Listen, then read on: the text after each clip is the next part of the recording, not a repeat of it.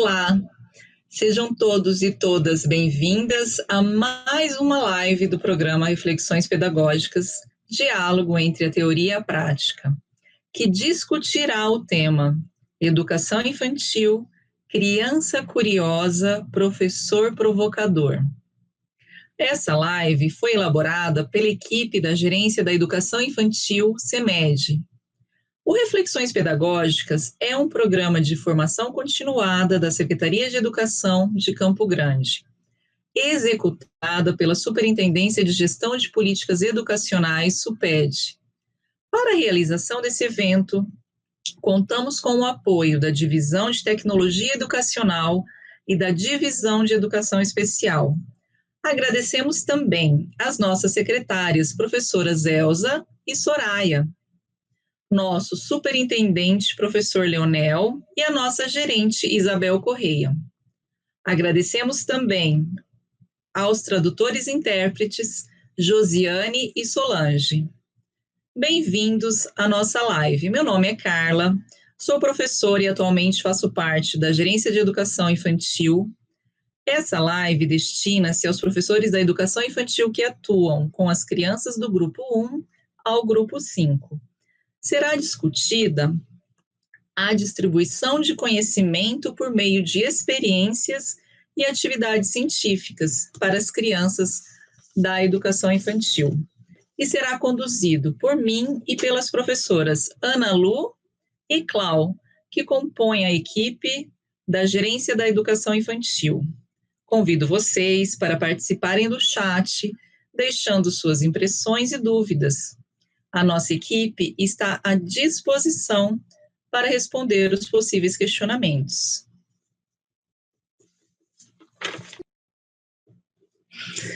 Nós vamos iniciar essa live com uma leitura de Leite, um poema. Esse poema nós retiramos do livro A Sem Linguagem das Crianças, de Loris Malaguzzi. Vou fazer a leitura e começa assim. A criança é feita de 100. A criança tem 100 mãos, 100 pensamentos, 100 modos de pensar, de jogar e de falar. 100, sempre 100 modos de escutar. As maravilhas de amar. 100 alegrias para cantar e compreender, 100 mundos para descobrir, 100 mundos para inventar, 100 mundos para sonhar. A criança tem 100 linguagens, e depois 100, 100, 100. Mas roubaram-lhe 99. A escola e a cultura lhe separam a cabeça do corpo. Dizem-lhe de pensar sem as mãos, de fazer sem a cabeça, de escutar e de não falar, de compreender sem alegrias, de amar e maravilhar-se só na Páscoa e no Natal. Dizem-lhe de descobrir o mundo que já existe e de 100 roubaram-lhe 99. Dizem-lhe que o jogo e o trabalho, a realidade e a fantasia, o céu e a terra, a razão e o sonho são coisas que não estão juntas. Dizem-lhe que a 100 não existe. A criança diz, ao contrário, a 100 existem. Nós começamos com essa leitura de Leite, esse poema muito pertinente a tudo que nós objetivamos com essa live, com essa formação. Então, nós escolhemos propositalmente esse poema, não só na nossa live, nesse momento agora, como uma outra também, a nossa equipe escolheu o mesmo poema, pela pertinência das linguagens infantis, para a gente estar lembrando quanto a criança tem essa multiplicidade de pensamento, de cultura e de linguagem. Nós vamos falar um pouquinho agora sobre os objetivos dessa formação. Por favor. O primeiro objetivo entender a educação e o ato de acessar o conhecimento acumulado pela humanidade como um direito inalienável das crianças. Número 2, apresentar o referencial teórico que respalda a distribuição de conhecimentos por meio da pesquisa científica de temáticas apresentadas pelo planejamento docente, tal qual aquelas requeridas pelas crianças. E 3, qualificar as ações desenvolvidas com as crianças, oferecendo caminhos para o trabalho docente sistematizado pela pesquisa científica. Pode passar? Então, nós trouxemos algumas reflexões a partir do poema e a partir de todos esses objetivos que nós estamos hoje discutindo através dessa live. Nós trouxemos reflexões, primeiro, como a criança se relaciona com o mundo, né? Isso é um tema e é uma proposição que a gente sempre tem que estar se perguntando, porque é a cultura que ela traz, né? O que ela traz, como ela se relaciona, como ela enxerga o mundo, como ela produz suas teorias, como ela pensa a partir, né, dos signos, dos significados que ela traz, de tudo aquilo que ela vê, de tudo aquilo que ela presencia, participa. E nessas relações criança-adulto, criança-criança e criança-espaço-tempo, estamos potencializando seus interesses e possibilidades? Aprofundando seu envolvimento na prática e no pensamento? Então, Malaguzzi nos convida a essa reflexão a partir desse poema, e ele nos traz provocar, é a palavra de ordem. Ele nos provoca, então, a essas reflexões, a pensar a partir de todos esses questionamentos. Nós trouxemos especialmente o Malaguzzi neste momento para pensar sobre a abordagem, né, que ele criou a partir de objetivos claros e específicos daquela época que ele precisava trazer essa mudança educacional que necessitava. Então, nós pensamos também que seria a pertinência de trazer tudo isso para nossos pensamentos nesse momento.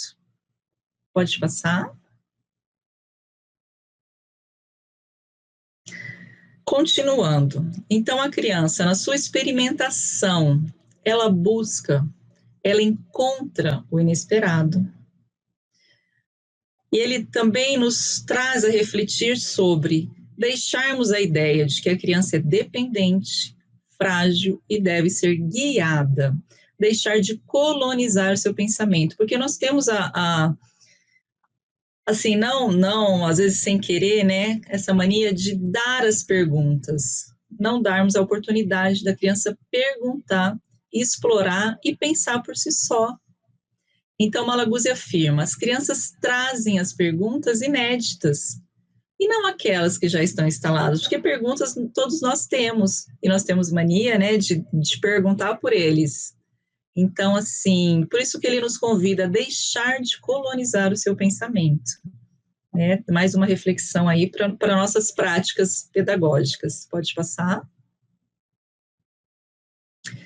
Então, nós vamos trazer também, neste momento eu estou fazendo para vocês só um preâmbulo, tá, de tudo aquilo que vai ser dito nessa live. Então, os desafios da profissão, obviamente, nós temos e somos desafiados a todo momento. O professor de criança é uma profissão inventada a todo momento. Nesse vai e vem de observar, respeitar o espaço, humanizar as peculiaridades, perceber o mundo da criança, traduzir esse mundo. E como afirma Fock, educação para os pequenos, que não gera dependência e não gera abandono, né? Eis o desafio. Então, a partir dessa fala, nós podemos visualizar o quanto a nossa profissão é desafiadora, o quanto o tempo todo nós estamos nos reinventando. apropriando de culturas, observando, respeitando, humanizando, né? Percebendo esse mundo infantil, né? E assim, para que isso tudo seja traduzido nessa linguagem, nesse aprendizado, né? Nós precisamos, então, respeitar. Não podemos gerar dependência e não podemos gerar abandono. Olha só como é o grande, né, o nosso desafio, então, para as nossas práticas e para nós podermos observar todo esse mundo da criança. Pode passar? Então, nós temos também, nós vamos falar muito sobre isso, né, da educação infantil, o elemento fundante do trabalho do professor atuante, não é? Então, nós temos, então, a partir disso tudo, como isso é um elemento fundante para as práticas, para o nosso trabalho. E também não devemos nunca esquecer o objetivo das instituições educacionais, que é ampliar e privilegiar o aspecto cognitivo e as relações educativo-pedagógica, de maneira mais ampla que o processo ensino-aprendizagem. Mas como assim, né? A gente pode perguntar qual a diferença entre as relações educativas pedagógicas para o processo ensino-aprendizagem. Obviamente que nós, da educação infantil, como eu disse anteriormente, não se trata só do ensino-aprendizagem por ele só.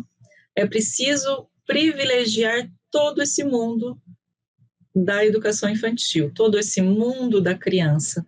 Então, nós precisamos do aspecto cognitivo, das suas relações culturais, das relações entre as crianças e tudo que ela traz consigo e ofertar aquilo que a gente tem de melhor da educação, não é? Todo nesse processo. E uma fala do Vygotsky, né, que também é muito pertinente, que ele afirma que é a sociedade e não a natureza o fator determinante do desenvolvimento infantil. Nós temos que ter, obviamente, isso bem claro. A criança, ela não se desenvolve por si só, ela traz consigo o seu mundo cultural, toda a sua riqueza, e a partir da educação, ela vem de encontro também com muitas outras riquezas que a gente pode oferecer para ela, não é verdade? Então, assim, pode passar. Que eu estou fazendo só mesmo um preâmbulo para dar início, que as meninas agora vão continuar, tá? Aprofundar mais esse assunto. E eu queria deixar, assim, uma mensagem e deixar claro que, para a gente poder pensar também, que neste momento nós estamos enfrentando essa crise sanitária, mas que muito além disso, nós estamos também enfrentando uma crise pedagógica. Nós sabemos que essa crise, né, nós não tiramos nada de bom dela, mas é uma oportunidade de enfatizar a relevância da educação, não é? Porque, de modo geral, ela mostrou para o mundo o quanto a educação é fundamental e o quanto ela faz falta, o quanto é necessário e urgente que nós mantenhamos uma educação de qualidade, que nós persistimos, né, nessa educação que as crianças precisam e sabendo e tendo claro que a educação infantil é a base de tudo isso, se nós quisermos, e a gente quer com certeza, né, uma sociedade melhor. E essa realidade, ela nos foi dada, ela nos colocou expostos, né, o quanto nós estamos enraizados em nós mesmos, e ao mesmo tempo, essa realidade nos trouxe que o quanto que nós estamos ligados de maneira mundial, global. Isso a gente nunca pode esquecer agora, principalmente neste momento, e deixar de ter essa consciência, não é? Esse vínculo que nos conectam globalmente. Era esse o meu preâmbulo que eu queria fazer para vocês, esse comecinho. Eu vou deixar com vocês agora a professora Clau, vai dar continuidade, ela vai trazer os documentos, né, que afirmam todos esses direitos da criança. Ela vai trazer os documentos, o respaldo teórico, e vai nos aprofundar dessas discussões. Cláudia, é com você. Olá, boa tarde a todos e a todas. Professora Carla, muito obrigada por fazer essa introdução para a gente. Realmente é muito interessante essa leitura que o Malaguzzi traz para a gente, né? Bom, a Carla iniciou a nossa fala, né? Então eu trago agora para vocês, né? Um percurso documental, né? Pode voltar, por gentileza, o primeiro slide? Isso. Bom, a Carla citou os objetivos da nossa formação, né? Os objetivos que levaram a gente a pensar e discutir esse conhecimento a ser distribuído, né? Para que nós pudéssemos aprimorar as nossas práticas nas nossas escolas de educação infantil. Bom, então o objetivo 1 do nosso trabalho, né? Nós queremos entender a educação e o ato de acessar o conhecimento poderoso, acumulado pela humanidade como um direito inalienável da criança. Mas que conhecimento poderoso é esse que nós estamos falando, não é? Bom, então nós convidamos para o debate o professor Michael Young, né? Que ele vem falar que o que importa nas discussões curriculares é saber se o conhecimento disponibilizado na escola é conhecimento poderoso, ou seja, um conhecimento que permite que os alunos, as crianças, né, compreendam o mundo em que vivem. Bom, e o professor Michael Young também, ele diz que para aquelas crianças, em especial provenientes de lares da camada periférica da sociedade, o que vai fazer com que elas avancem para além do mundo em que vivem, né, do seu contexto social? É o conhecimento, né? Então, deve ser esse conhecimento aprimorado, né, que vai trazer aquilo que, além daquilo que a criança tem em casa, né, vai dar um novo formato, uma nova visão para essa criança, né, do mundo em que ela vive.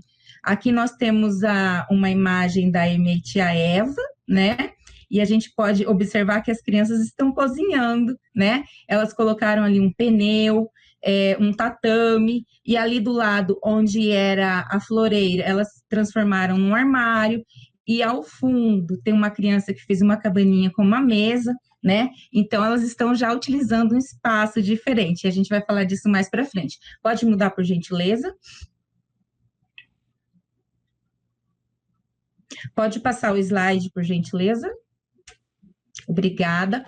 Bom, então, a gente vai trazer esse breve panorama temporal da implementação, né, dos documentos oficiais que garantem esse direito dessa distribuição do conhecimento poderoso que nós trazemos aqui hoje, né, também para as crianças da educação infantil.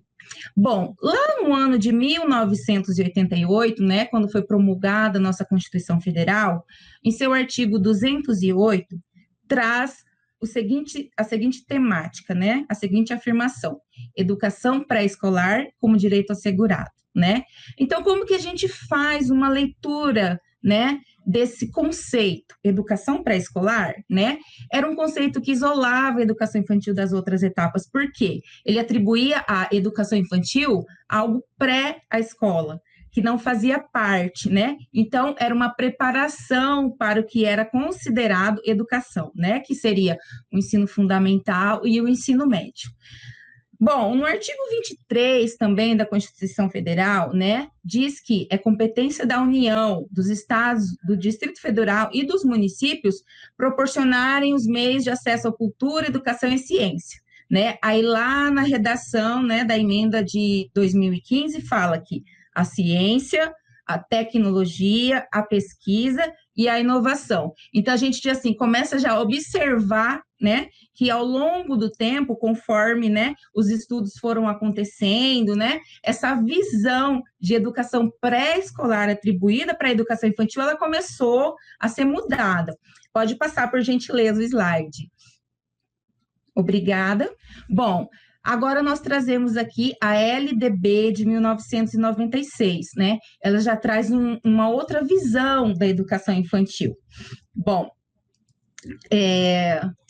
Bom, a educação infantil, lá no artigo 21 da LDB, né, onde traz a organização da educação básica, né, ela já traz a educação infantil como parte, né, composta dessa educação, né? Então, traz assim, a educação escolar compõe-se de educação básica, né, formada pela educação infantil, ensino fundamental, ensino médio, educação superior. Então, aquela educação que era pré-escolar, né, ela já passa a compor a educação básica. Aí, lá no artigo 29, onde são apresentadas, né, a definição da educação infantil, traz que a sua finalidade, né, é o desenvolvimento integral da criança, em seus aspectos físico, psicológico, intelectual e social, né? Então, assim, ela já deixa de ser a pré-escola, né, já faz parte. Pode passar, por gentileza, o slide.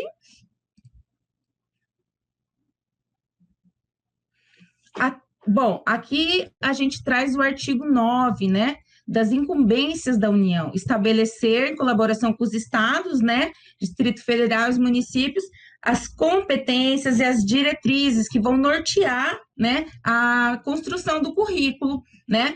Aí lá no artigo 26, ele vai estabelecer uma base comum para ser complementada pelas particularidades locais, né? Então, a gente começa a entender que desde a LDB, né, já era requerida a BNCC, a Base Nacional Comum Curricular, e que seria uma base, né, como o nome bem diz, agregada por uma parte diversificada, né, as particularidades, as especificidades daquela região, né, daquele local, onde aquele currículo seria implementado. Próximo, por favor.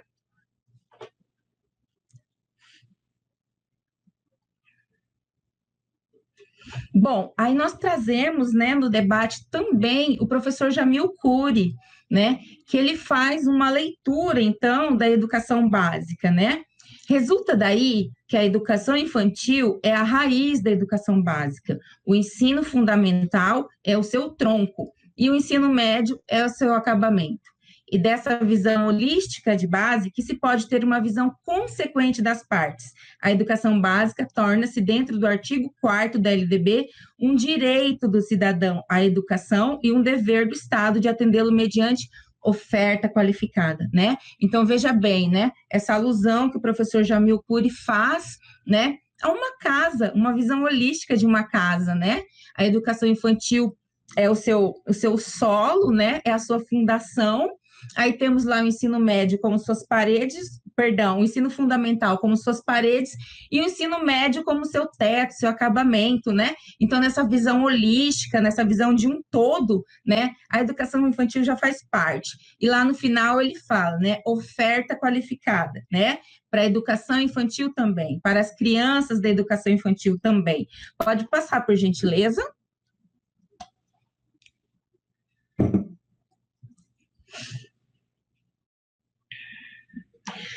A gente também traz, né, para esse nosso arcabouço documental, as diretrizes curriculares nacionais para a educação infantil. Lá na parte 2, onde ela traz a definição de conceitos, né, as definições dos conceitos que esse documento apresentou para a gente, ele vai falar do currículo da educação infantil. O que é esse documento, né? É um conjunto de práticas que buscam articular as experiências, os saberes das crianças. Então, veja bem, aquilo que ela traz de casa, né? Aquele conhecimento da cultura, do meio que aquela criança vive, né?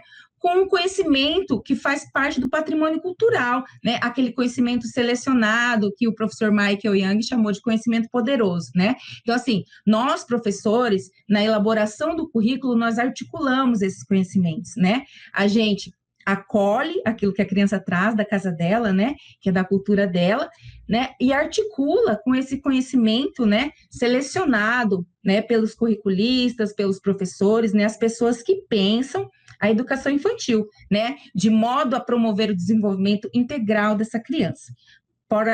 Próximo slide, por gentileza.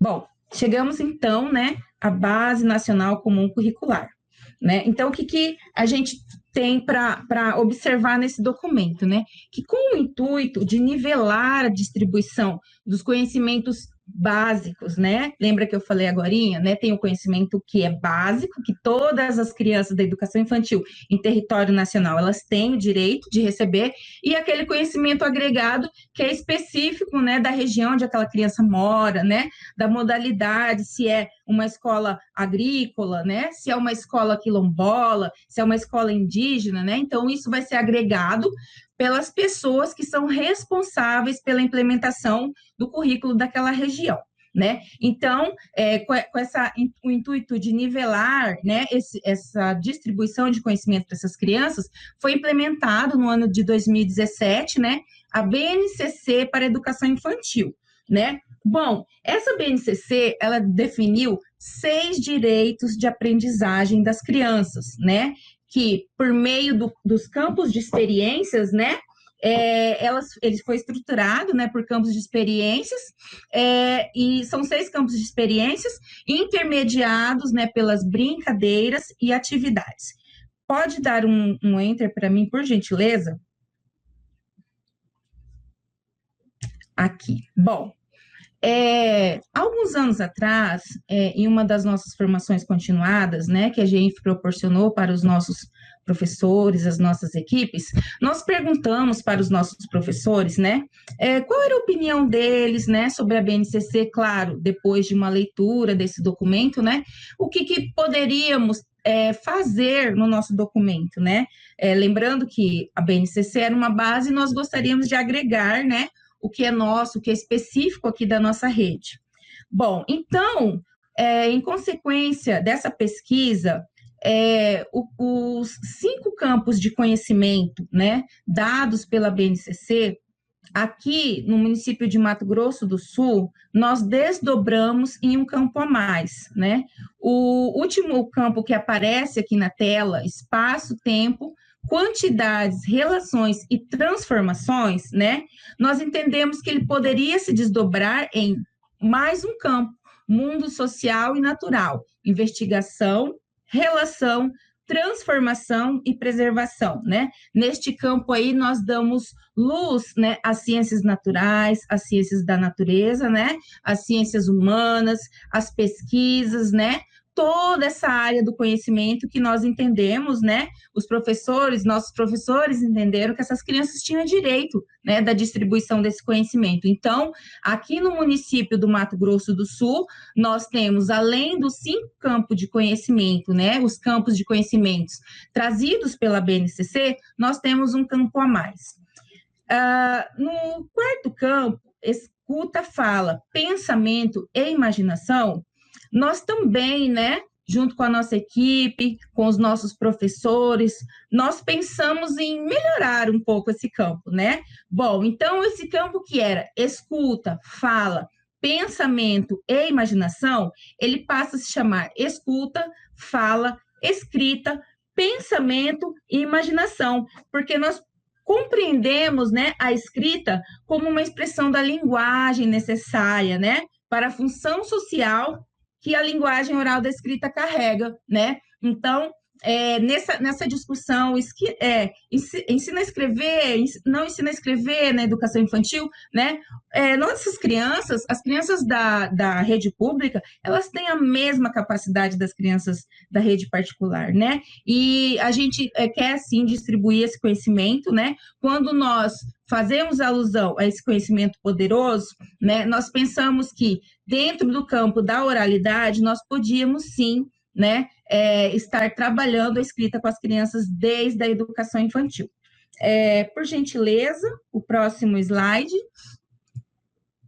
Bom, aí a gente vai falar agora um pouquinho desses 6 direitos de aprendizagem, né, que são trazidos na BNCC, que são os direitos de conviver, conhecer-se, brincar, explorar, participar e expressar-se, né?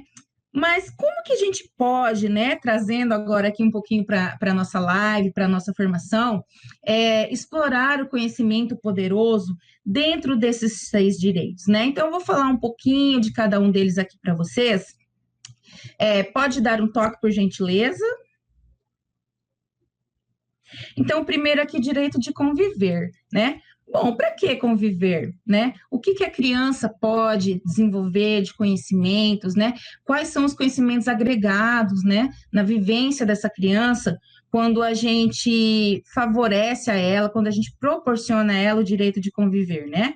Para ampliar o conhecimento sobre si, sobre o outro, sobre a cultura de ambos, né? Nós tivemos agora, no dia 19 de abril, aqui na nossa cidade, a comemoração do Dia do Indígena, né? Nós tivemos as lives, foi gravado lá no Marçal de Souza, né? Artesanato, cultura. Tivemos o hino de Campo Grande lindamente cantado pelo professor Itamar, lá da SUPED, né? Então, assim, olha só, o conhecimento sobre o outro, né? A cultura do outro, né? Que interessante isso, né? Então, nesse direito de conviver com o outro, a gente agrega esse conhecimento para a criança. O próximo, por gentileza.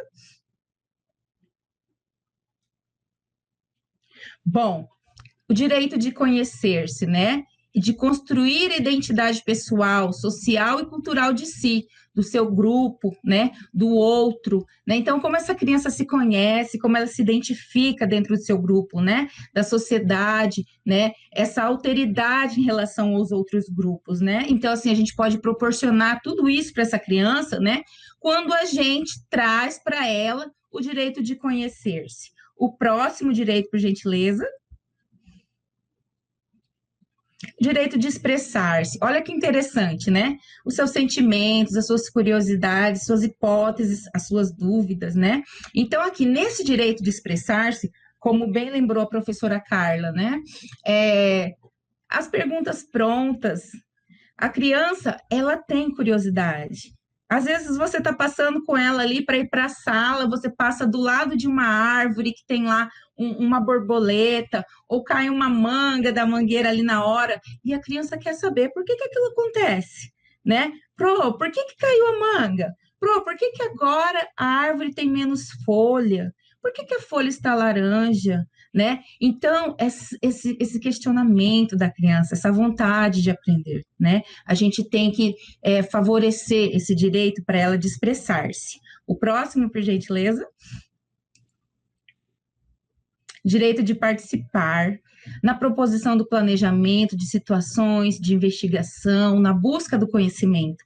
Bom, então, se a minha criança ela gostaria de saber por que a árvore tem menos folha em determinada época do ano, em por que outro momento do ano ela tem frutos, né? A criança ela tem o direito de participar do planejamento, né? Isso está garantido na lei. A comunidade escolar participar do planejamento daquela instituição, né? Então, quando nós falamos da comunidade escolar, a criança também está incluída, porque nós temos, né, como professores, a missão, né, de, como eu disse agorinha, aquele conhecimento trazido pela casa, né, da casa, que é o conhecimento do senso comum, né? Melhorar aquele conhecimento. Então, essa criança participando, ela interagindo, né? Ela trazendo os seus questionamentos para dentro do currículo, para dentro do dia a dia ali, a gente vai estar garantindo o direito de participar. O próximo, por gentileza. Direito de brincar, né? Cotidianamente, em espaços, tempos, modos diferentes, de maneira a acessar novos conhecimentos e experiências. Quantas experiências podem ser agregadas pelo brincar, né? O brincar, ele é a intermediação, né? É pelo brincar, é pela convivência que a criança aprende, né? Então, assim, vamos brincar num espaço diferente, num tempo diferente, numa maneira diferente, né? Naqueles momentos, naquelas situações que às vezes nós pensamos que são situações do convívio da criança dentro da educação infantil é mecânico, né? Por exemplo, o banho. Será que o banho é um momento de agregar conhecimento? Com certeza, desde os bebês, né? A escola de Amy Pickler fala para gente, né? Do bebê, desde pequeno, vou tirar sua roupa, com licença, agora eu vou pegar no seu pezinho, vamos, né, nos espreguiçar, olha os seus braços para cima, que sensação gostosa que você sentiu no corpo. Então, a criança, desde pequena, né, ela aprende. Então, todos esses momentos, principalmente os momentos de brincar, né, a gente pode sim agregar conhecimento para essa criança. Seja a brincadeira orientada pelo professor, seja a brincadeira livre e espontânea, a criança está sim adquirindo conhecimento.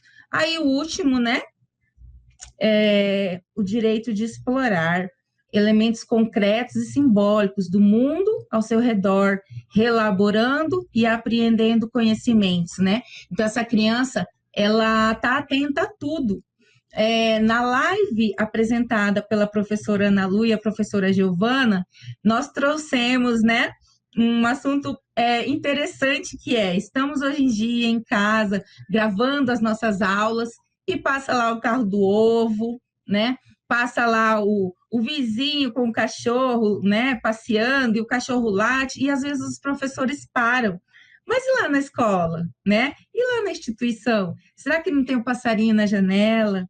Será que não tem o liquidificador lá da cozinha? E a criança, ela está atenta a tudo isso, né? Então, nós temos que garantir o direito dessa criança de explorar. Às vezes ela chega na instituição com algo que aconteceu lá na família dela, e ela quer contar, ela quer trazer aquilo, né? Então, esse mundo ao redor da criança, ela tem direito, né? E nós temos esse papel de estar intermediando os conhecimentos para ela. Pode passar, por gentileza.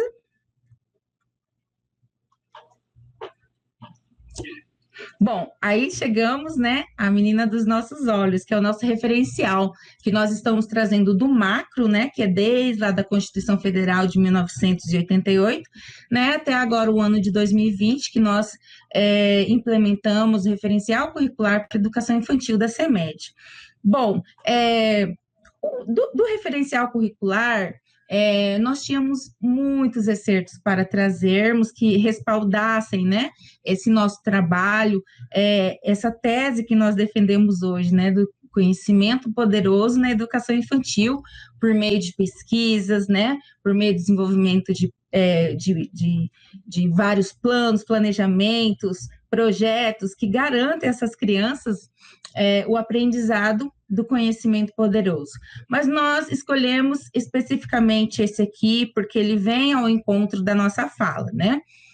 O professor deve selecionar, organizar e planejar situações de ensino que promovam as aprendizagens das crianças, possibilitando que elas ultrapassem o senso comum, que a gente citou agorinha, né? Que é aquele que vem lá de casa, e se apropriem de conhecimentos cada vez mais elaborados, considerando as necessidades e curiosidades de cada uma, ajudando-as em suas buscas, perguntando-lhes por aquilo que tenham visto, pensado, imaginado, experimentado ou observado, e refletir junto com elas para ajudá-las a atribuir sentido aos conhecimentos e às experiências vividas, né? Esse excerto está lá no nosso referencial, né, na página 43 e 44. Então, esse é o respaldo documental que nós trazemos, por enquanto, para a nossa live, né?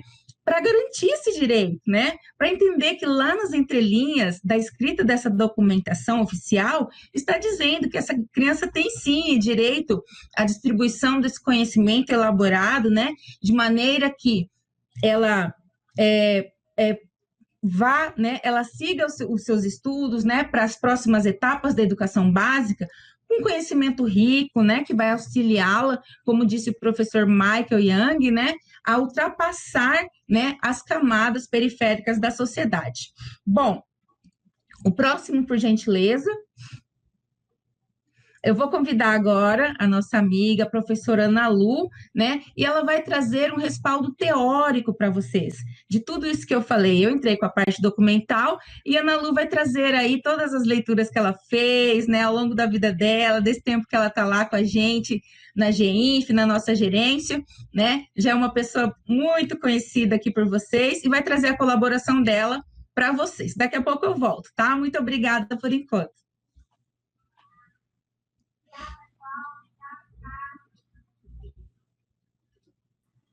Eu desliguei o meu sonzinho, né? Olá, obrigada, Cláudia, obrigada, Carla. Agora vamos dar continuidade, né? A Cláudia falou da questão documental e agora a gente vai ver um pouco desse referencial teórico, porque a gente colocou lá no título, Criança curiosa, professor provocador, né? E o que tem nos nossos documentos, nos livros que a gente tem, como é que a gente chega até isso, né? Então, aí a gente colocamos no objetivo 2, apresentar um referencial teórico que respalda a distribuição de conhecimentos por meio da pesquisa científica de temáticas apresentadas pelo planejamento docente, tal qual aquelas requeridas pelas crianças. Passa para mim o próximo, que daí a gente vai ver os livros. Ó, nós trouxemos alguns livros, e ainda são poucos, né? Mas a gente trouxe alguns que a maioria dos professores já teve contato com eles. São livros muito bons, né? Que falam sobre como é que a gente pensa a criança, como é que a gente pensa o processo educativo, como é que é esse professor para atender essa criança curiosa, né? Provocador, como é que é ser um professor provocador? Como é que é essa criança, né? Então, a gente agora vai pensar a respeito de como é que são, o que tem nesses documentos. Então, algumas coisas, alguns excertos, algumas informações que eu colocarei a partir de agora, elas até estão marcadas, mas outras não. Mas se não tiverem, todas elas foram retiradas desses livros, da Arce, da Sueli Amaral. Então, esse livro aqui que a gente gosta bastante dele, que é do tempo de creche, tem muitos professores que o utilizam, tem várias ideias legais, então a gente vai usar bastante esse.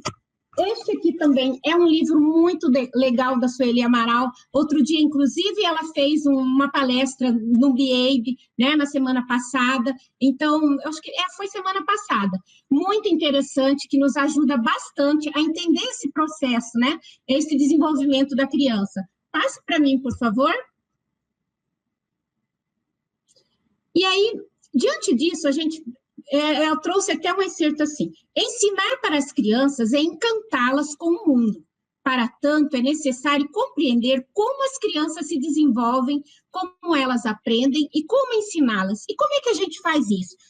De todos esses documentos, a gente viu que está pautado lá, está marcado nesses documentos, em todos esses, o quanto é importante a criança ela tem direito, né, ao conhecimento poderoso, né? Ela tem direito a conhecer as coisas, e as crianças são extremamente curiosas. Como é que a gente faz isso?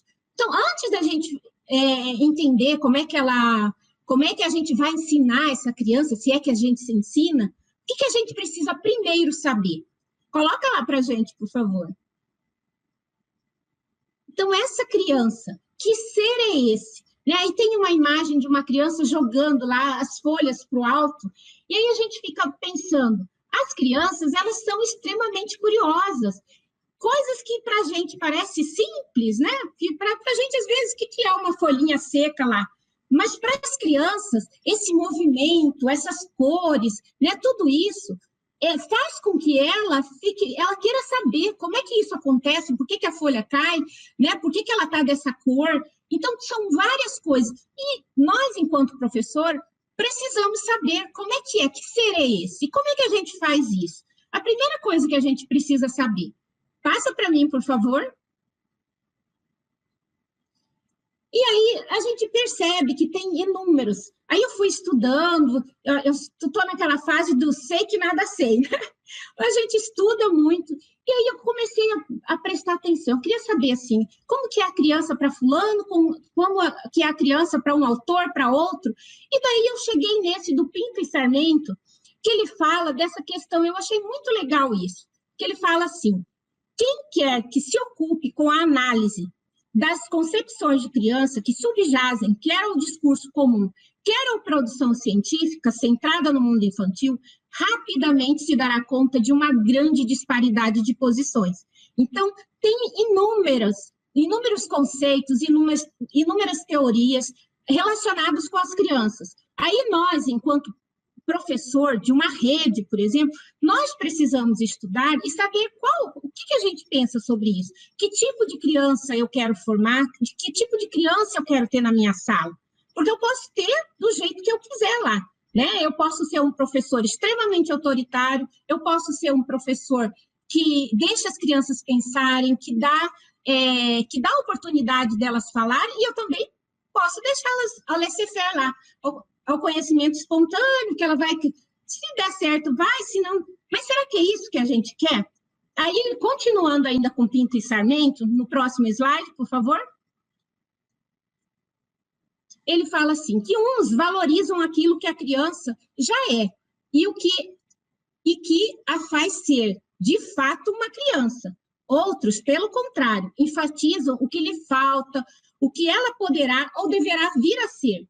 Uns insistem na importância da iniciação ao mundo adulto, outros defendem a necessidade de proteção face a esse mundo.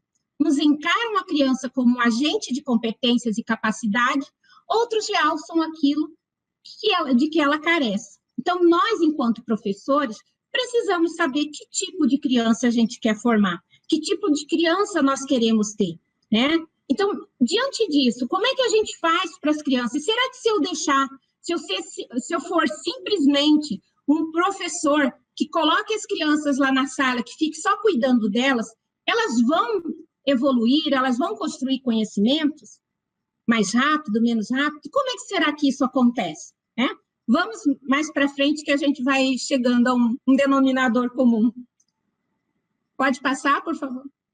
Aí a gente trouxe ainda, como a Cláudia falou sobre a questão da educação infantil, né, como é que ela acontece, ela aparece lá nas DCNEs, dizendo que um conceito de criança que a gente precisa pensar, que é esse que a gente está imbuído agora, né? Sujeito histórico e de direitos que nas interações, relações e práticas cotidianas de vivência, que vivencia, constrói sua identidade pessoal e coletiva, brinca, imagina, fantasia, deseja, aprende, observa, experimenta, narra, questiona e constrói sentidos sobre a natureza e a sociedade produzindo cultura.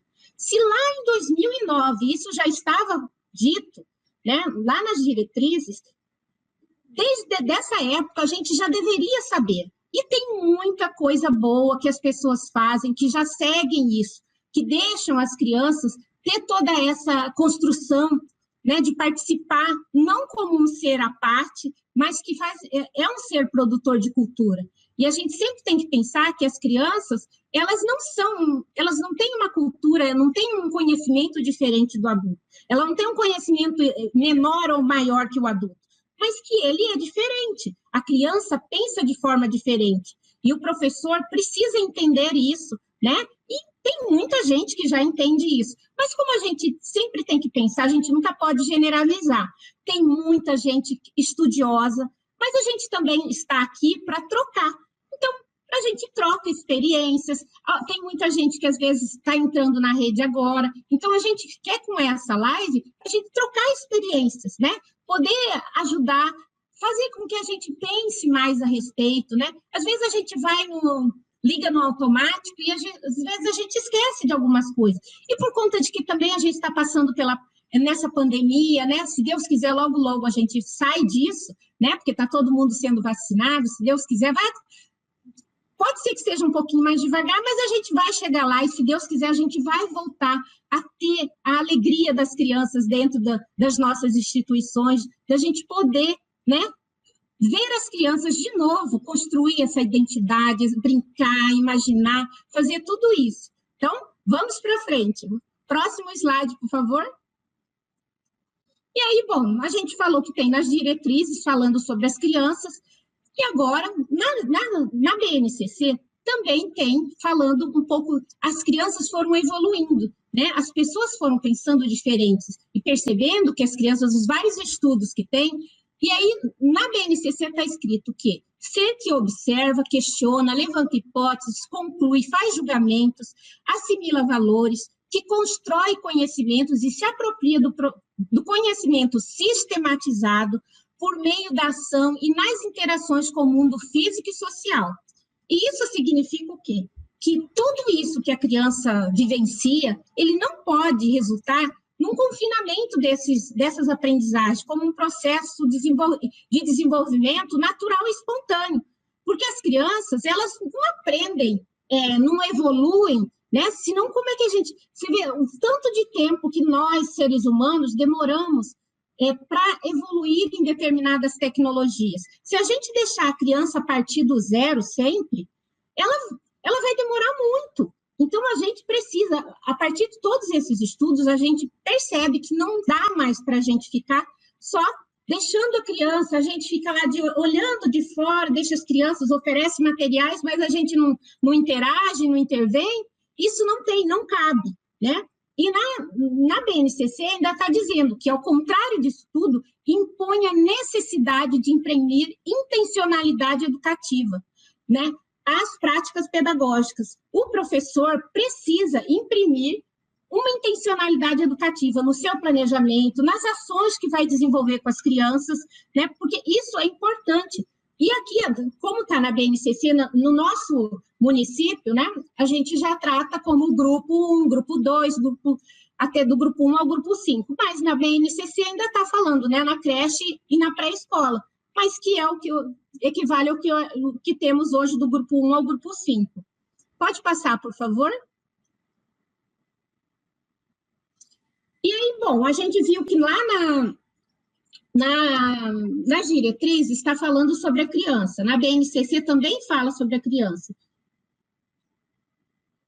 E aí, por conta disso tudo, como é que nós pensamos a criança, né? Como é que nós, aqui no município de Campo Grande, no estado de Mato Grosso do Sul, como é que a gente pensa?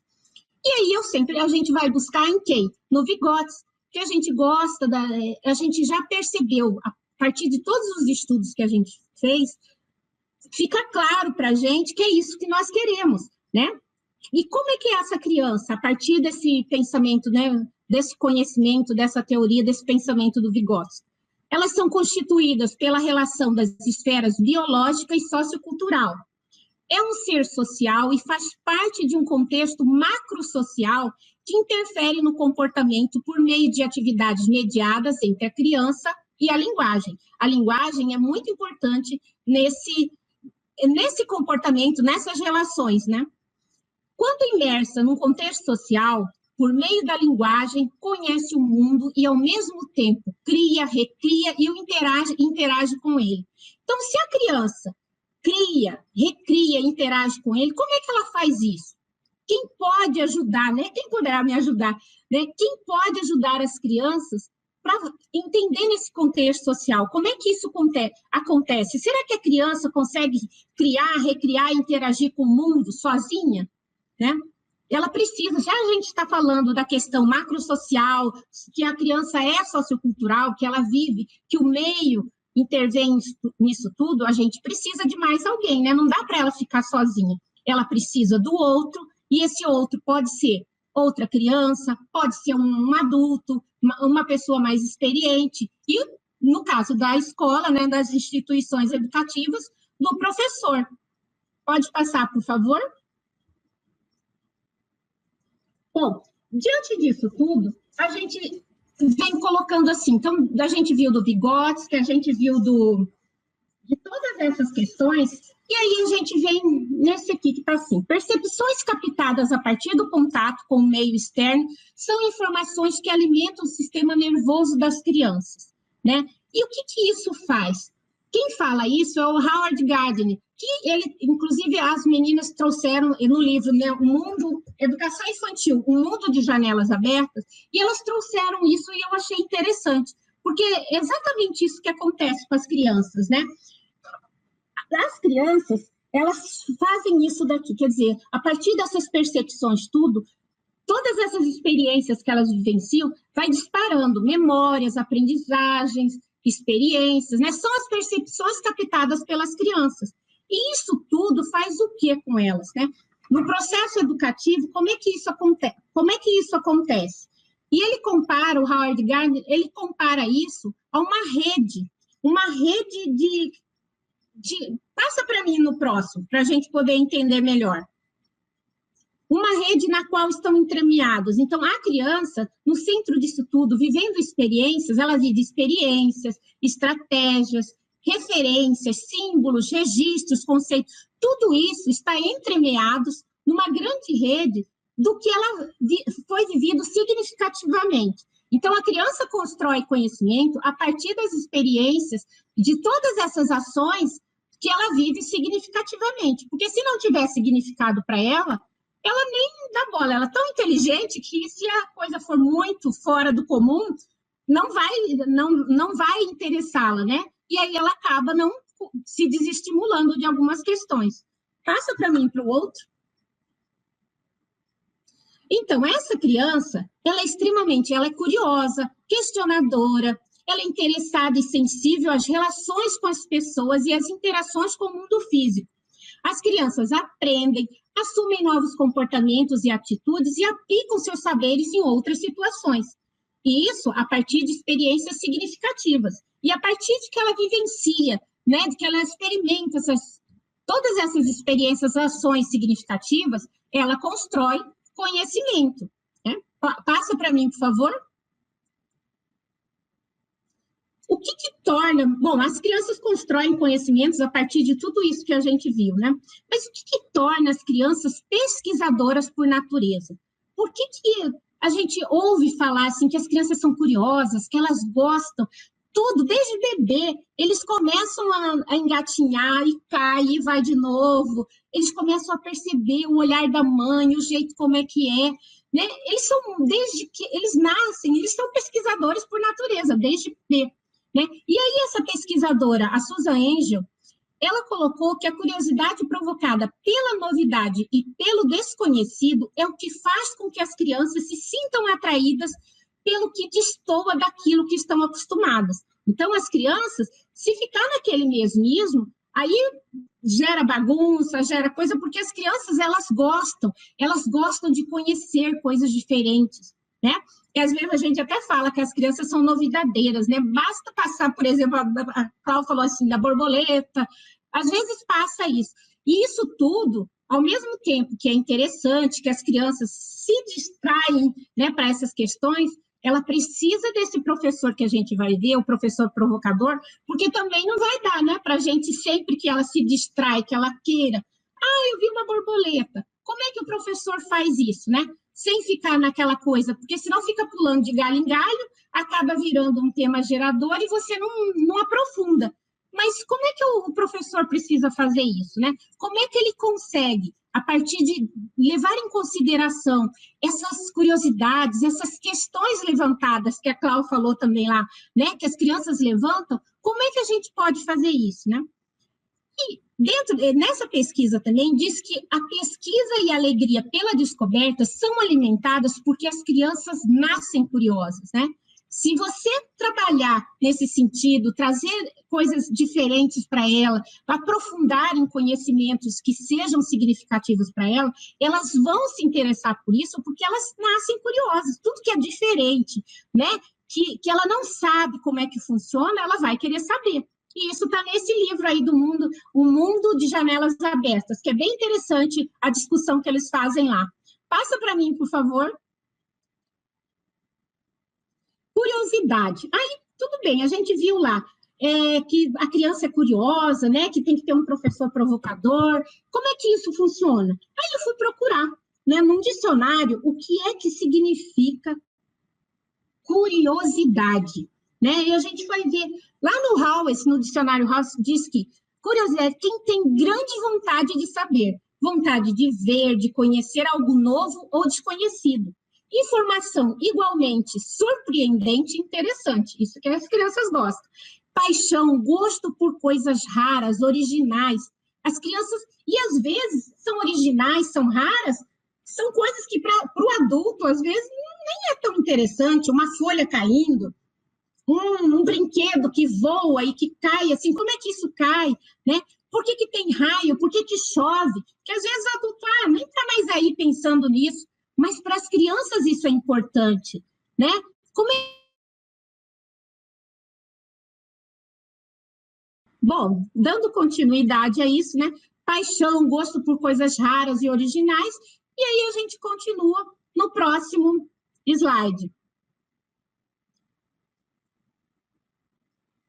Curiosidade tem sido compreendida como uma força que impulsiona o desenvolvimento infantil e como um dos mais importantes estímulos condutores da educação e das descobertas científicas. Isso era uma outra coisa interessante que tem sobre a curiosidade, né, das crianças, o porquê que elas são tão curiosas.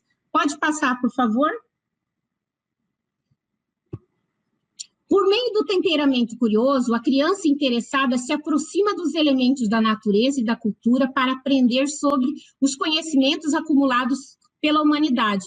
Então, ela se interessa, sim, por tudo isso, mas ela precisa de alguém mais experiente para poder mostrar, para que ela aprenda isso mais rápido do que ela descobrir.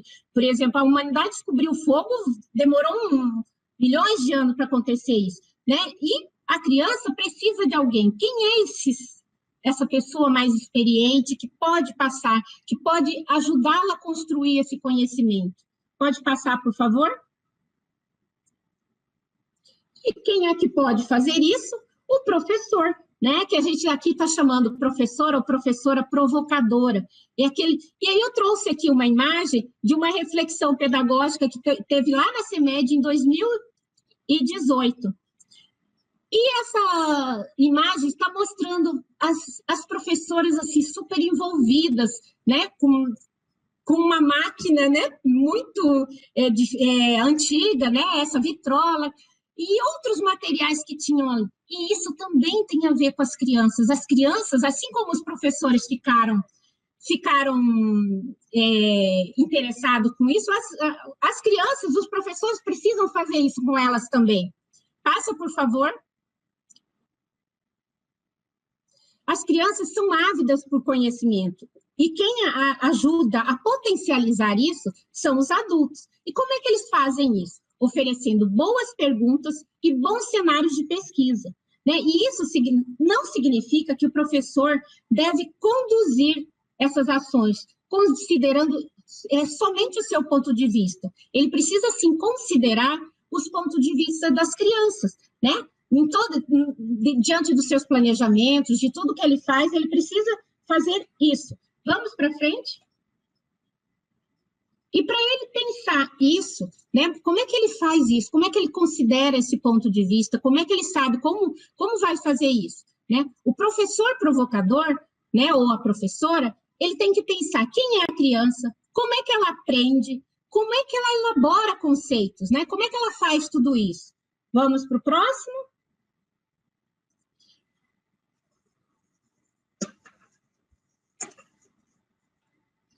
E aí, a gente tem aqui a fórmula do processo educativo que o Vygotsky colocou neste livro aqui, né, que eu gosto bastante dele, que ele fala dessa importância de ter essa questão, que é uma trilateralidade, né, nesse processo educativo, que a criança, o ambiente social educativo e o professor, eles não são nem menos importantes, nem mais importantes. Eles têm uma relação muito importante em todos os momentos e é uma via de mão dupla, né? Vai e volta, e é muito importante que nenhum desses elementos, né, centrais desse processo educativo, nenhum deles é menos ou mais. Eles são importantes e a gente precisa considerar que o ambiente social educativo, ele é importante nessa relação do professor com a criança, né? E é dessa forma, diante dessas relações, dessas ações, é que acontece o processo educativo. Vamos para frente? Mas, aí, diante disso, que a gente já viu até agora, o que o professor precisa? Né? Ele já aprendeu como é que é a criança, tem que entender de desenvolvimento infantil, da faixa etária, de tudo isso. E aí, como é que ele faz esse planejamento? Né? O planejamento precisa ser orientado pela intenção de promover nas crianças, desde pequeninas, o máximo desenvolvimento humano, por meio de ações didáticas e saberes sistematizados. E como é que eu faço isso? Quem é que consegue fazer? Passar para as crianças, ajudá-las a construir conhecimento, ela precisa construir esses saberes, né? Essas ações didáticas sistematizadas, elas conseguem fazer isso dentro da escola, né? Que é o que diferencia. A escola diferencia do conhecimento do cotidiano. Então, a escola é muito importante para isso, e o professor precisa ter essa intencionalidade. Pode passar, por favor?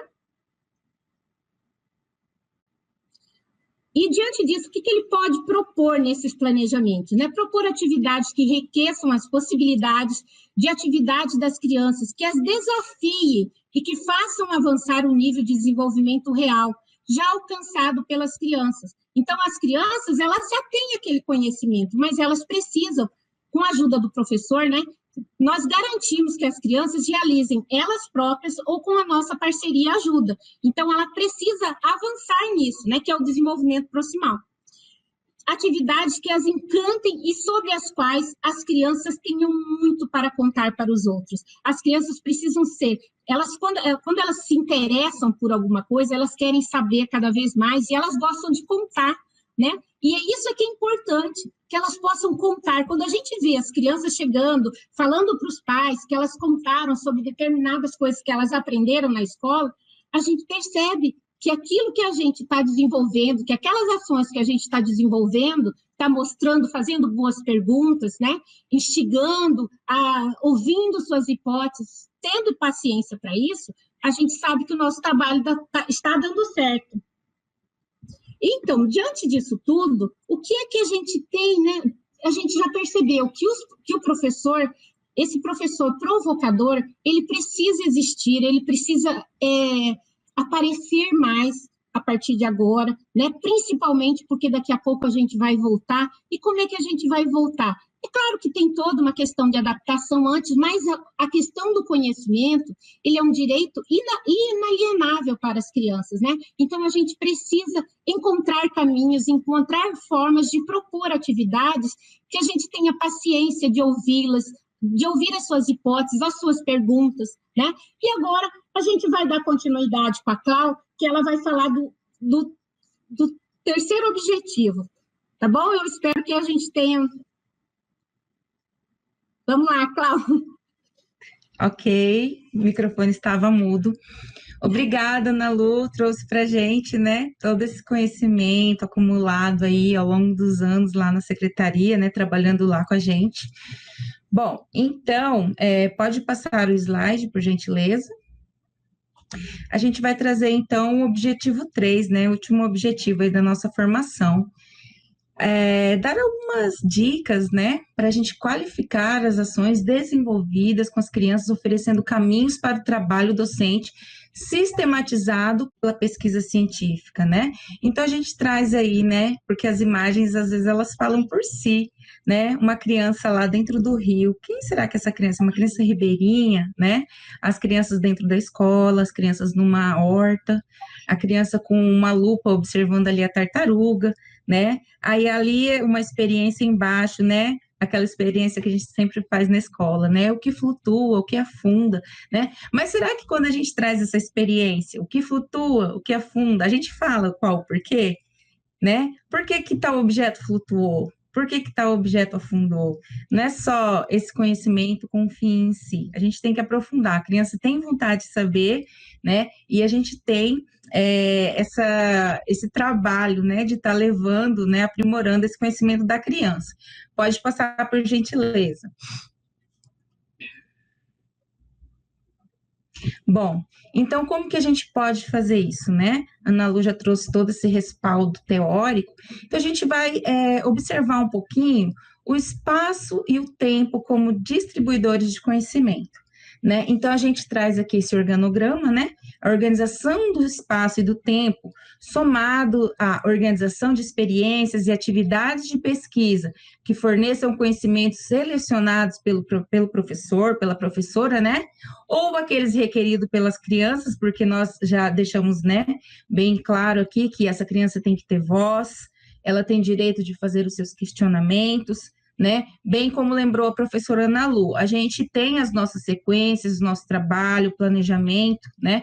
Mas a gente sempre tem como abraçar o questionamento da criança, as demandas, né? As dúvidas que elas têm. Daqui a pouco a gente vai apresentar aqui algumas situações bem interessantes, né? Que renderam em trabalhos bem legais, né? E, bom, somando esses dois fatores, o que nós temos, né? A participação ativa na escola e a apropriação de conhecimentos diferenciados por quem? Pela criança, né? Então, a gente traz esse organograma aqui para a gente sistematizar um pouco o nosso trabalho. Pode passar, por gentileza. Bom, então a gente convida para a nossa discussão aqui o professor Paulo Fock, né? Que ele vai trazer, ele trouxe lá nesse livro aqui, que a Ana Lu já apresentou, né? O Brincar Heurístico na Creche, lá do BC, né? Que é o grupo de estudos do professor Paulo Fock, e ele vem trazendo aqui nesse livro um pouco sobre os espaços, né, de que maneira o espaço colabora na distribuição de conhecimento para as crianças. Então, ele fala que o espaço interno, né, é a partir da compreensão desse espaço como um outro educador, né? Então, o que é importante a gente entender, né? Que esse espaço ele tem que ser confortável, ele tem que ser prático, ele tem que ser organizado como um contexto satisfatório, né? O que significa isso? Oferecer oportunidades de brincadeiras, de interações, né, de movimentos, livre investigação dentro desses espaços, né? Mas qual é o espaço que eu estou falando? O espaço da sala de aula, né? A sala de educação infantil? Não, todos os espaços. A partir do momento que a criança chega na instituição, o professor ele tem que organizar o espaço e o tempo, porque tudo é distribuidor de conhecimento, né? De tudo a gente pode tirar algum conhecimento para fornecer para aquela criança. Então, o Paulo Fock ele vai trazer, né, que quando a gente compreende que esse espaço ele pode ser outro educador, né? A sala, o banheiro, a cozinha, o pátio, o parquinho, a frente da instituição, né? A gente conseguir explorar tudo isso. Mesmo que nós temos nas nossas redes, né, na nossa rede, perdão, algumas unidades que são menores, adaptadas, né? Ainda assim é possível a gente trazer conhecimento para a criança usando de vários espaços. Então, ele está falando aqui um pouquinho do espaço interno, né? Então, a gente pode mudar para mim, por gentileza, o slide? Eu vou trazer aqui umas imagens, né, que nós selecionamos para essa formação. Pode mudar, por gentileza. Então, aqui, o que a gente tem aqui, né? Um teatro de sombras, né? Quem que ainda não fez o teatro de sombras, usando uma lanterna e um lençol, né? As crianças ficam encantadas com isso. Você usa ali da penumbra, né? Aqui nessa imagem, a professora está usando um aparelho que faz, né? Que projeta na parede as imagens, mas a gente tem como fazer isso também, né? Eu já fiz, as minhas crianças ficaram encantadas, tanto que o tempo que eu tinha selecionado ultrapassou um pouquinho de tanto que elas gostaram, e a turma da sala ao lado quis vir conhecer também, foi bem interessante. Aí, na outra imagem ali, né, a gente vê o cuidado com esse professor, com o preparo. Ele colocou as estações de material, né, disponíveis para as crianças, e ali tem ali na parede o trabalho realizado por essas crianças, né? Dessa expressão das pinturas, né? Aí tem também uma outra imagem onde a gente consegue ver ali que as crianças estão estudando o corpo humano, então elas estão fazendo bonecos com partes do corpo. Então, todo esse espaço, né? Ele foi organizado, né? Pensado, né? Para distribuição de conhecimento, esse espaço interno. Pode mudar, por gentileza. Bom, a gente vai falar agora um pouquinho do espaço externo, né? Ele também se mostra um potente ambiente de aprendizagem das crianças, né? Esse planejamento, esse olhar atento do educador, né? Porque brincar ao ar livre, em contato com a natureza, observando o céu, observando o chão, observando o que as pessoas fazem, né? Dá tempo para a criança se conectar, né, com o outro, com si mesma. A gente proporciona essas experiências para as crianças, né? Quando ela tem o contato com elementos naturais, quando ela imagina, quando ela explora, né, todo aquele espaço que nós temos. Então, às vezes, uma árvore, né, se torna uma casa, um parquinho, que nem nós mostramos lá na imagem, né, na primeira imagem que nós trouxemos lá da Emê e tia Eva, a mesa virou, com o lençol em cima, né, na perninha da mesa virou uma cabana, o pneu virou um fogão, né, tudo no espaço externo, a criança explorando, aprendendo, quando o professor tem a intencionalidade de usar esses outros espaços da instituição para garantir a distribuição desse conhecimento. Nesse sentido, que nem diz o Fock, né, os espaços são provocadores dessas ações, né, de conhecimento, distribuição de conhecimento, tanto daqueles elaborados e selecionados pelo professor, ou daqueles que a criança traz para dentro do contexto da sala de educação infantil. Pode mudar o slide, por gentileza? Bom, aí a gente traz, né, outra imagem, né, plantando, materiais não estruturados, as cabanas, a árvore ali que eu falei, ela colocou ali umas cordas, né? Então, assim, o espaço do parquinho, ele foi ampliado, porque a árvore passou a ser parte do parquinho também, com essas cordas de pendurar, ali o banco de areia, né, com tudo isso que foi colocado ali, né, se tornou um lugar de construir. Pode mudar, por gentileza. Aí também, lá da EMEI Tia Eva, da EMEI Lúcia Ângela, né? Várias opções de cabaninha. Uma eles usaram bastante TNT, alguns tapetes, e no outro ali, né? Amontoaram ali 2 tatames e já virou uma cabaninha também. Ali dentro a gente vê material reutilizável, né? As crianças estão brincando de casinha. Pode mudar. Aqui também, né? Materiais reutilizáveis, as crianças estão fazendo ali. Qual que é o bolo maior, qual que é menor, qual que é a quantidade de areia que eu preciso colocar para encher, né? O colega observando ali a coleguinha fazer o seu bolo, aí as outras crianças empilhando ali, que quantidade consegue, né? Um grupo trabalhando em conjunto para trazer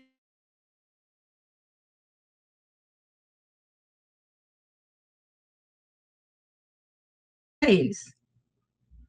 Continuando, pode mudar por gentileza.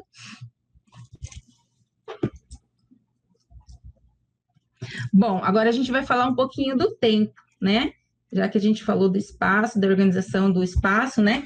A gente convida também, então, a professora Barbosa, a professora Horn, né? Porque elas pressupõem que o estabelecimento de uma sequência de atividades diárias está associada à leitura que você faz da sua turma, né? Então, quando elas estão mais agitadas, quando elas estão mais tranquilas, qual que é o momento melhor para a gente distribuir conhecimento? É na roda, né? É na hora do banho, é depois do almoço. Então, assim, esse cuidado também deve ser tomado pelo professor. Pode passar para o próximo slide, por gentileza.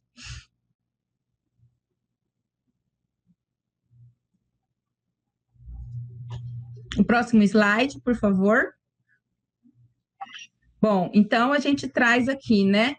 Olha lá o tempo do banho, né? Lembra que eu falei para vocês lá no início? Esse tempo do banho, será que ele é mecânico? Será que aquela criança vai ao banheiro e ela fica lá, né? E a professora ali, né? Olha, lava aqui, lava ali, pronto, corre, vamos para a sala. Olha só essa imagem, né? A professora trouxe o banheiro para dentro da sala de educação infantil, né? O faz de conta ali, com chuveiro atrás. Ali atrás também outro momento de banho, né? Com certeza um dia muito quente. A professora colocou ali, organizou esse espaço, né? As banheiras, ali tem uma criança dando um banho no bebê e o outro coleguinha tomando banho lá na bacia, enquanto esses outros aqui da frente estão estendendo as roupas das bonecas, né? Horário da soneca também, né? Quem que nunca teve aquela criança que não quer dormir, né? Então, olha essa professora como que ela pensou. As outras crianças lá atrás, né? Na penumbra, essa criança aqui num lugar com mais luminosidade, né? Observando um livro. Então, é a organização do tempo, é você conhecer a sua turma. Pode passar, por gentileza. Bom, aí mais outro momento também da organização do tempo, né? De algumas imagens do nosso acervo. Pode passar, por gentileza.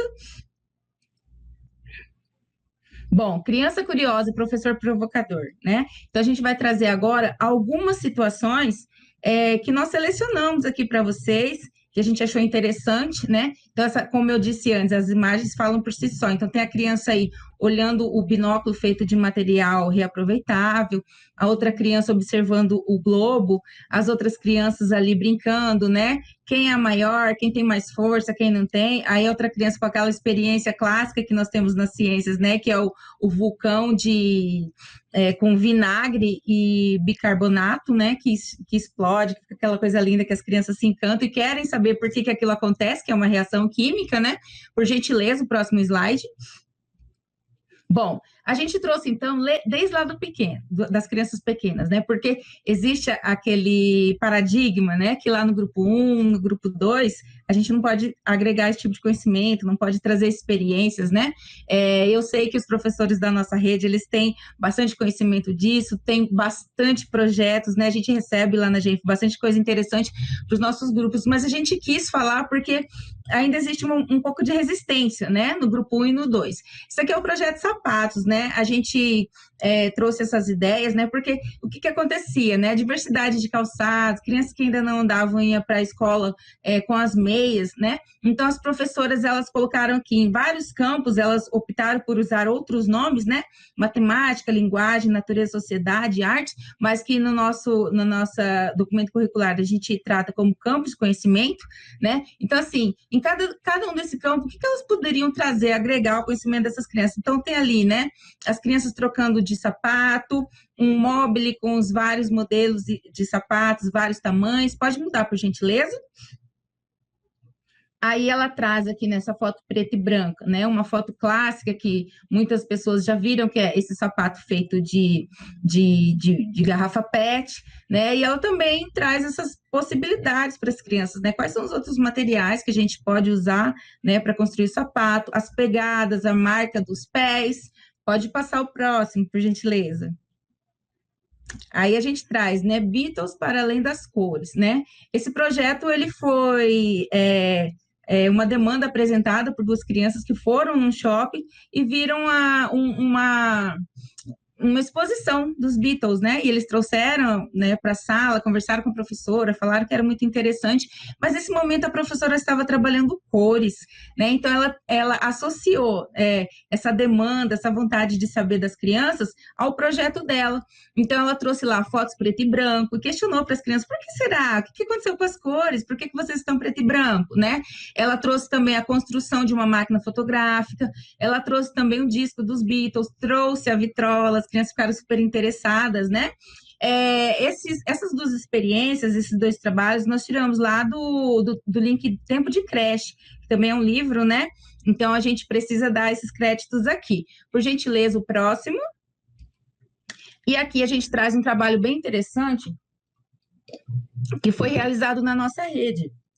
Lá na EMEI, o professor Oswaldo Maciel, lá no Taquarussu, né? Então, assim, do lado dessa EMEI, existe um campinho, e as crianças iam lá passear, e aí surgiu, né, o questionamento da criança sobre os bichinhos que habitam os jardins, né? Então, a professora do grupo 2, né, aliou esse questionamento, né, essa vontade de aprender da criança ao projeto que eles estavam realizando naquele momento, né, que era Navegando na Arca de Noé.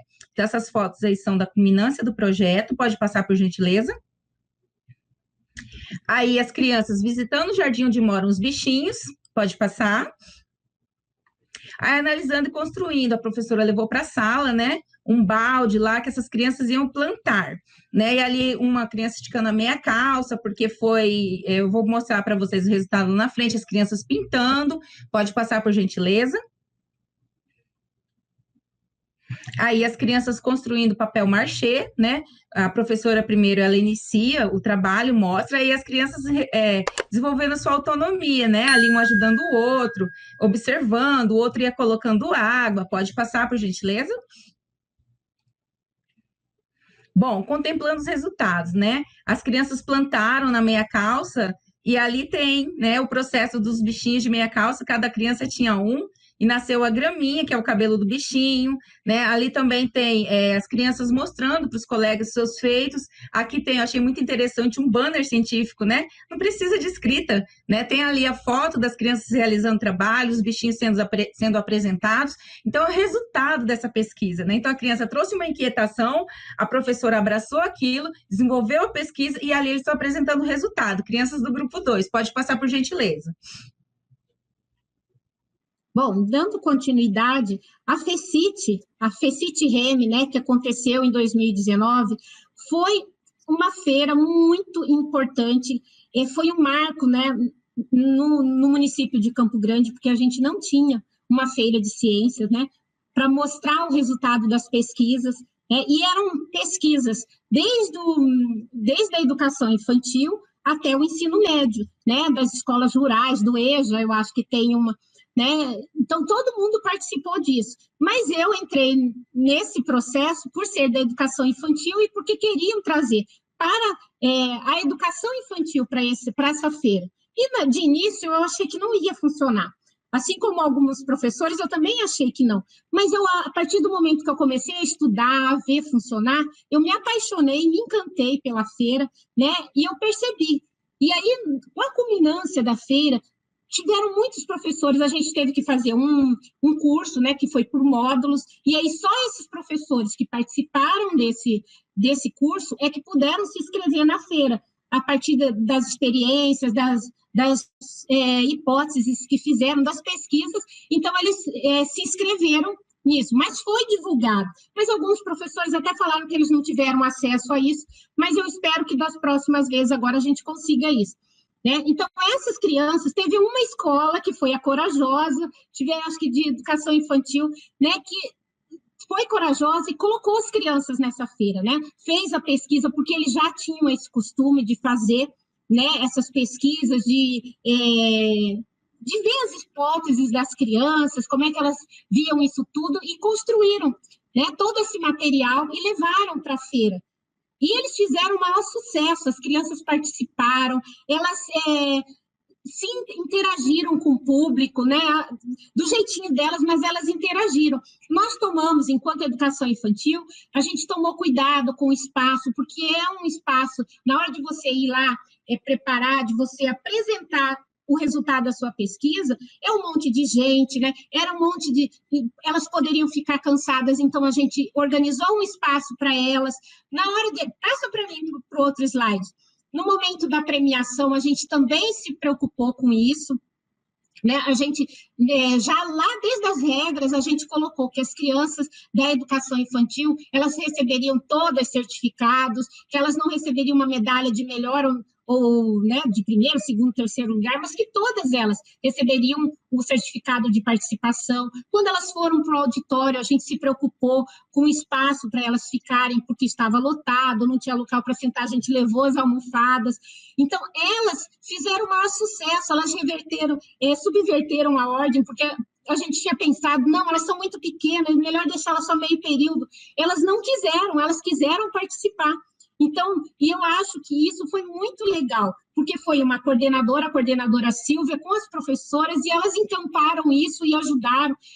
Então, eu acredito que nas próximas, pena que daí veio a pandemia, não pôde ter a próxima. Eu acredito que nas próximas, muito mais, porque eu sei que tem muitos professores que fazem pesquisas legais, muito interessantes, e com certeza vão gostar de participar. Mas a gente achou interessante colocar isso aqui, até para falar para vocês que dá certo, né, que vai ser muito legal quando a gente puder participar de novo da feira. Então, eu agradeço a vocês, eu espero, a gente fez esse momento para poder trocar experiências com vocês, tem muita coisa na rede, muita coisa legal, que não tinha como a gente mostrar tudo aqui, né? Mas eu acredito que a gente deva encontrar uma forma de que a gente possa socializar mais as atividades, os projetos, as coisas que são exitosas, né?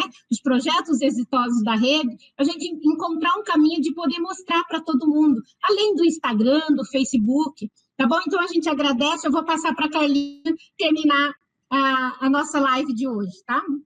Nós estamos finalizando, então, com essas experiências e esperançosos desse retorno, estamos todos saudosos das nossas crianças e de possibilitar a todas elas essas experiências maravilhosas. Trouxemos também esse respaldo teórico e da documentação oficial, não que nós não saibamos, mas sim para nos relembrar da nossa função, né, dos nossos objetivos com a educação infantil.